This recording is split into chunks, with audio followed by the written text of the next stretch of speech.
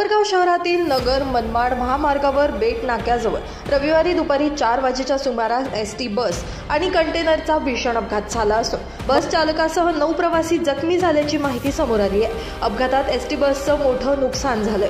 अपघातानंतर कंटेनर चालक घटनास्थळावरून फरार झालाय। याबाबत समजलेल्या माहितीनुसार ही बस शिर्डीहून छत्रपती संभाजीनगरकडे जात होती। यावेळी कोपरगाव शहरातील बेटनाच्या जवळ कातकडी पेट्रोल पंपाजवळ पोहोचले असता बसला कंटेनरची जोराची धडक बसली। या अपघातात 9 प्रवासी जखमी झाले असून जखमींवर एसजेएस रुग्णालयात उपचार सुरू आहेत। कोपरगाव शहरामध्ये नगर मनमाड हायवे जो आहे त्याचं काम अतिशय संथ गतीने चालू आहे।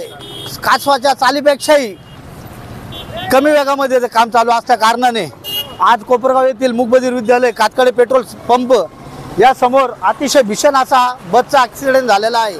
हा ॲक्सिडेंट या प्रकारे झालेला आहे की इथं रस्ता संपलेला आहे। कंटेनरवाला म्हणजे माहिती सांगितल्याप्रमाणे कंटेनरवाला पुढे होता आणि त्यांनी ब्रेक दाबून खाली उतरण्याचा प्रयत्न केला असता पाठीमागून भर वेगामध्ये येणाऱ्या बसचा ॲक्सिडेंट होऊन 6 ते 7 लोक गंभीर प्रमाणे ॲक्सिडेंट झालेला असून त्यांना आम्ही उपचारासाठी खाजगी हॉस्पिटलमध्ये आम्ही ॲडमिट केलेलं आहे।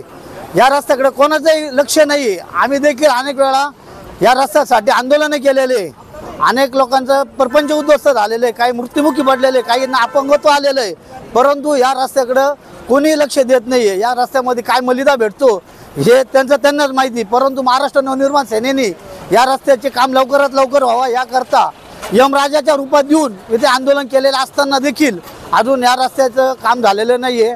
अनेक वर्षापासून हे काम चालू झालेलं आहे। या कामाची गती जर वाढली नाही तर महाराष्ट्र नवनिर्माण सेना अतिशय तीव्र स्वरूपात इथे आंदोलन करील याची सर्वांनी नोंद घ्यावी। जय हिंद, जय महाराष्ट्र। माझं गाव वृत्तसंकलन विभाग, कोपरगाव।